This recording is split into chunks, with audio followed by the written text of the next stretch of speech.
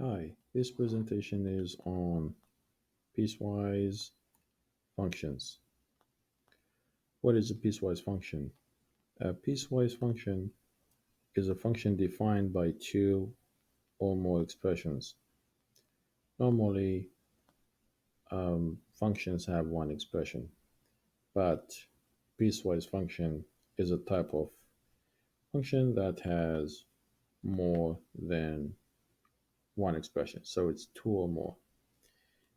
Each expression applies to a certain interval of the main function's domain. What this means, it means each expression will be valid on a subdomain. Example, absolute value of x equals x if x is either positive or zero. Absolute value of x equals negative x if x is negative or less than zero. What is the domain of the function f of x equals absolute value of x?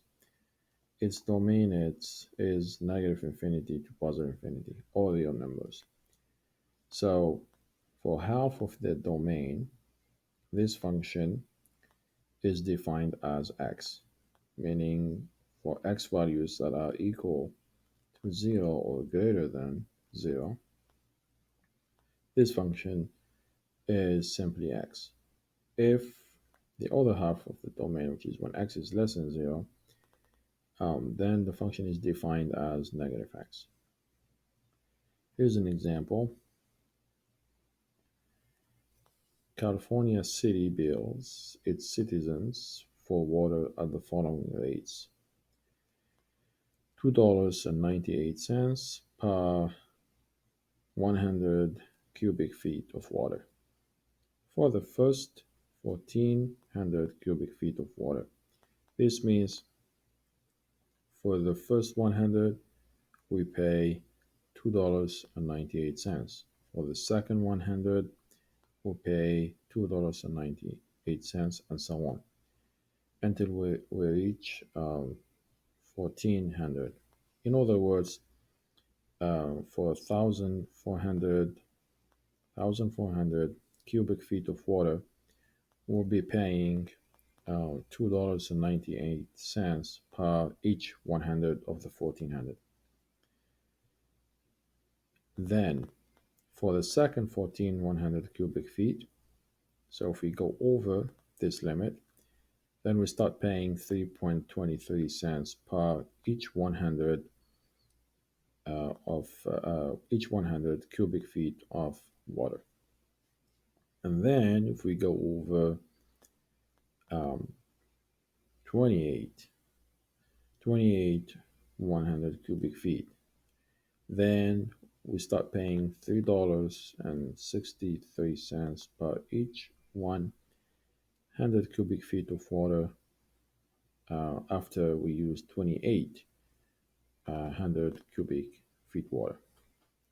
So the first question says, write the function to compute the monthly charges.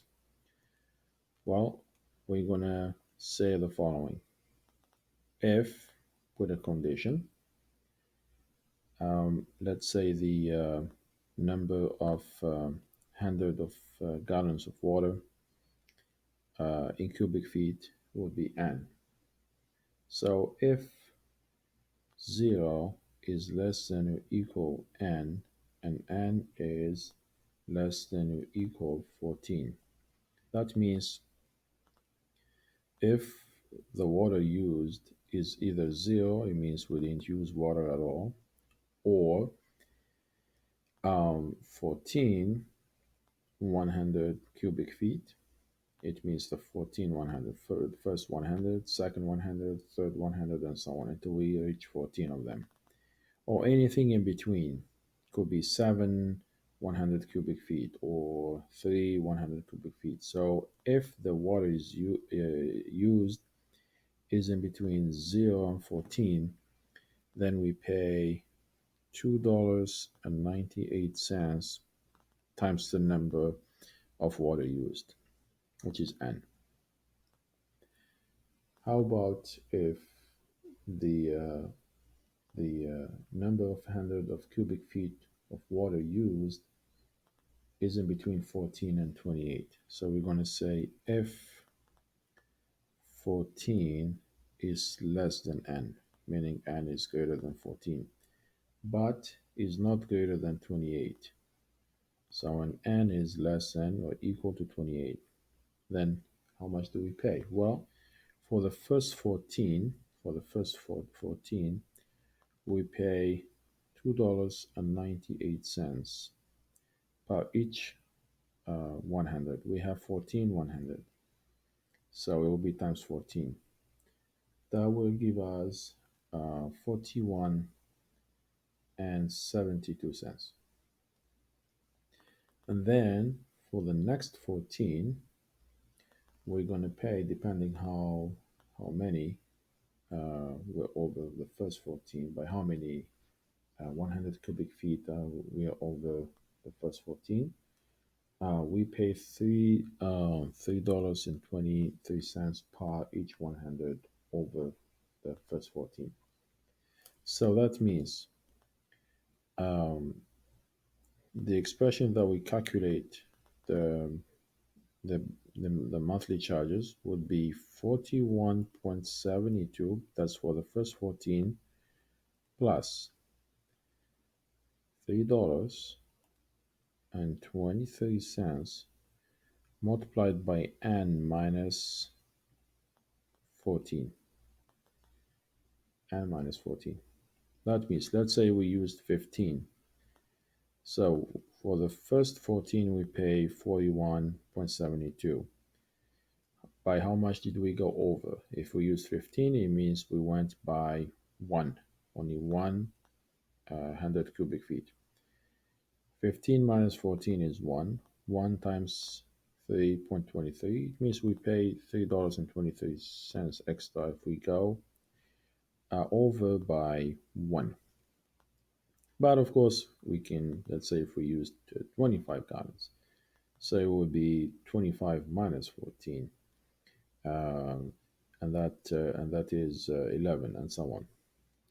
So how about if we use more than 28? Here, the description says if we use more than 28, then we pay $3.63 for every one 100 cubic feet over 28. So we say if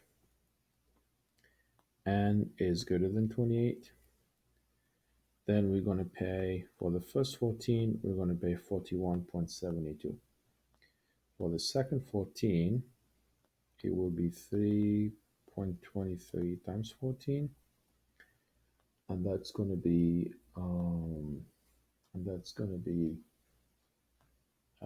do a quick calculation. So 3.20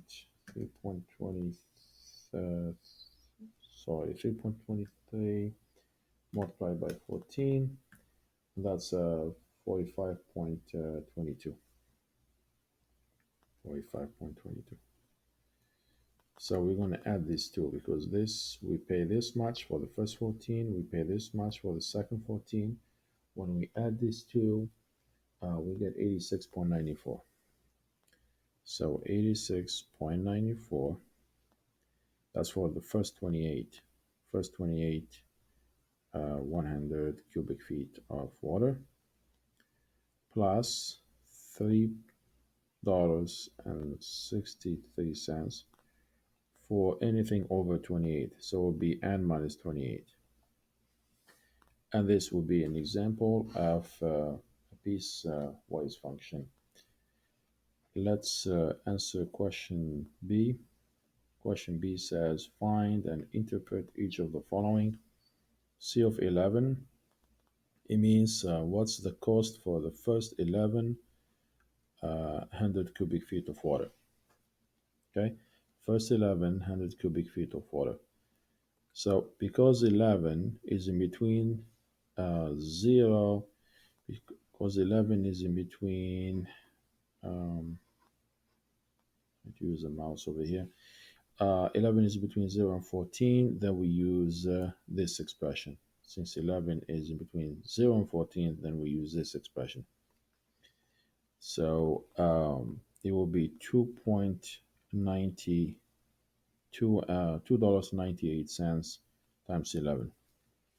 So 2.98 times 11, and that will be $32.78. That's how much we would pay if we use 1100 cubic feet of water. All right, now how about C of 70, meaning if we use 100 cubic feet of water, 70 falls on this interval. 70 is, sorry, 70 is greater than 28. So it must be this one. So I have to use this expression. Okay. So 86.94 plus 3.63 times 70 minus 28. And let's see what that is. So we got 86.94 plus 3.63 multiplied by 70 minus 28, and that's 239 and $239.40. This is how much we would pay if we use 700 cubic feet of water. And then how about if we use 28? C of 28. So 28, we would have to use this expression, because n equals 28 is the second expression, this one. Okay. So this expression would be 41.72 plus 3.23 times n minus 14, and here is 28. Okay, so it's 41.72 plus 3.23. So 41.72 plus 3.23 times 28 minus 14, which is 14. So we got 86.94. That's if we use 2,800 cubic feet of water. All right, let's move on to example 2, or the next example, example 6. The question says an employee is paid $25 per hour to work a standard 40 hours per week. If he works overtime, he is paid time and a half, up to a maximum of 80 hours. That means for the first 40 hours, for each of the first 40 hours, this employee will get paid $25 per hour. So 25 per hour for the first 40 hours. Then for anything over 40, he will get paid time and a half. What this means, let's say if he works 41 hours, now the one extra hour, he get paid 25 plus half of 25. That's what he means, time and a half, which is 25 plus 12.5, 12.5, which is 37, 37.5 per hour. That's what it means. So for any time over the 40 hours, the pay is $37.50 per hour, overtime, of course. Now the question says, what function that generates weekly paychecks? All right, let's call this function, since we're dealing with paychecks, let's call it P. And then in function of T, time, which is the number of hours worked, equals, let's open the braces. Now, if, let's put the condition, if the number of hours worked is between 0 and 40. If you work 0 hours, then you got 0 paycheck. If you got 40 hours, you got 25 times 40, and so on. Anything in between, you multiply it by 25. So the function would be $25 uh, multiplied by, well, let's take out the zeros here. Okay, so it'll be 25 multiplied by the number of hours worked, which is T. Now, how about if T is greater than 40? Well, then for the first 40, he will get paid $25 per hour. It means we simply multiply 25 times 40. So 25 times 40, which is 1,000.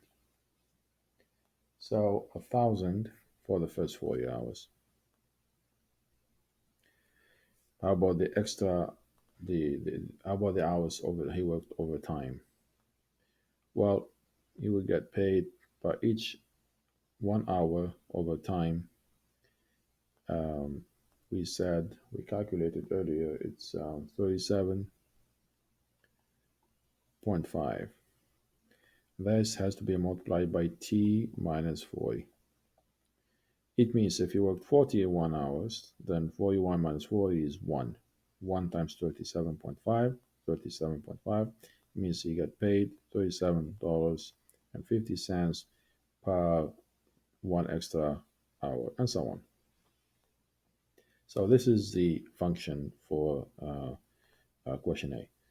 Now, question B says if an employee worked 60 hours in 1 week, how much does he get paid for the total time he worked? Okay, so we're going to say P of 60 means when T equals 60. Well, 60 falls over here. 60 is greater than 40. So it means we have to use the second expression to find the paycheck. So 1,000 plus 37.5 multiplied by 60 minus 40. It means you worked 20 extra hours. Let's calculate. So we got 1,000 plus 37.5 multiplied by 60 minus 40 is 20. And that will give us 1,750 dollars and 0 cents. All right. Example 7. This is a direct question where it says evaluate the piecewise function at the given values of the independent variable. Is the first piecewise function g of x defined as x plus 5 if x is greater than or equal to -5, and then g of x is negative of x plus 5 if x is less than -5. So what is g of 0? What is g of 0? Well, g of 0, it falls under this condition. 0 is greater than -5. Because 0 is greater than -5, then we must use x plus 5 to find g of 0. So it will be 0 plus 5, which is 5. Then we do the second one, g of negative 6. Negative 6 is smaller than negative 5, so it must be this one. So we have to use this expression. So that would be a negative of negative 6 plus 5. Substitute negative 6 for x. So negative 6 plus 5 is negative 1 times the negative is positive 1. Now let's do the last one. Last one, g of negative 5. G of negative 5 must use this one because x equals negative 5 is in the first condition. So we must use this expression. So equals negative 5 plus 5, and that's 0. The next function is h of x equals x squared minus 25 over x minus 3 if x is not equal to 5, and h of x is 10 if x equals to 5. So how do we evaluate this function? Let's start with uh, h of 7. Well, 7 does not equal 5. So it means we must use this expression because 7 is different than 5. So this will be 7 squared minus 25 over 7 minus 3.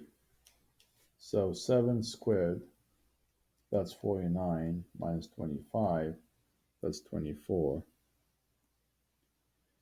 divided by 7 minus 3, which is 4. 24 over 4 is 6. The second one, or the next one, which is h of 0, h of 0, so 0, it is not equal to 5. So therefore, we're still using the first expression. So that will be 0 squared minus 25 over 0 minus 3. So we got 25 over 3. And the third one, h of 5, 5 equals 5. In this case, we got nothing to evaluate because h of x is simply 10 if x equals 5. There is no x. We substitute 5 for, so it will be simply that. This is the end of the presentation. Thank you for watching.